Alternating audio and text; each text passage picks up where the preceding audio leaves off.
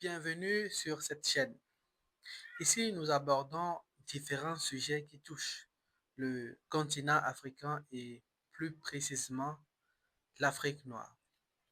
Ici, c'est la littérature qui est à l'honneur. Alors, si toi, jeune Africain conscient, tu réfléchis à des solutions à notre continent, n'hésite pas à t'abonner à cette chaîne. Aujourd'hui, nous allons aborder le sujet du livre de Tidiane Diaye, le génocide voilé.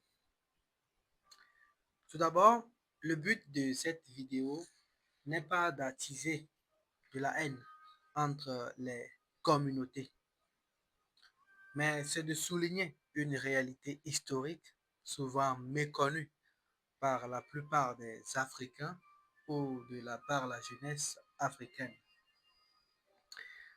Avant de rentrer dans le vif du sujet, je vais vous présenter l'auteur, qui est Tidiane Ndiaye. Tidiane Ndiaye est sénégalais, né, en, né le 20 août 1950. Il est un chercheur, économiste, anthropologue et écrivain. Après ses études supérieures en France, Tidiane Diaye a servi pendant 5 années dans la Légion étrangère au régiment étranger de parachutistes. Par la suite, il a été un chargé d'études à l'Institut national de la statistique et de l'économie et professeur d'économie. Il est l'auteur de nombreuses études économiques et sociales de l'Institut national de la statistique et des études économiques sur le département français d'outre-mer. Également chercheur spécialisé dans l'histoire des civilisations négro-africaines et de leur diaspora afro-américaine et afro-antillaise. Il a publié de nombreux essais sur le sujet. Le génocide voilé, qui est un essai historique paru en 2008, éclaire un drame passé un peu inaperçu. La traite des Noirs d'Afrique par le monde arabo-musulman.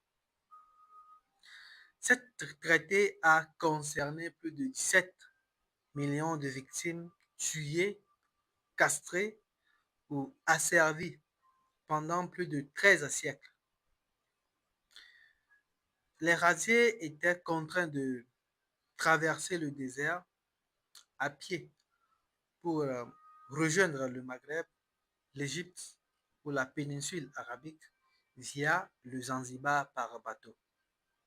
Pourtant, cette traite négrière a été minimisée, contrairement à la traite occidentale vers l'Amérique.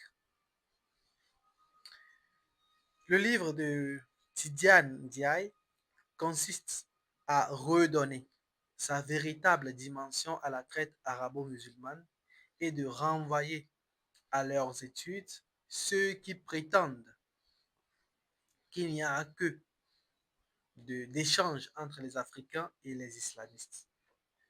L'échange était réellement inégal. Ces pacotilles qui servaient à acheter la complicité de certains renégats africains n'ont joué aucun rôle productif ou commercial dans l'organisation des sociétés du continent. D'autant que l'ignoble système d'échange de la traite n'a fait que faciliter les chasses à l'homme qui ont dépeuplé le continent africain et ravagé son environnement. Les peuples africains arrachés à leurs terres continuaient au XIXe siècle à faire la richesse des sociétés arabo-musulmanes, qui, réduites à elles-mêmes sans population servile nécessaire, leurs systèmes économiques et sociaux auraient été condamnés à dépérir. Donc pour Tidiane Diaye, cet asservissement est accompagné d'un racisme plus ou moins explicite, mais nettement affirmée.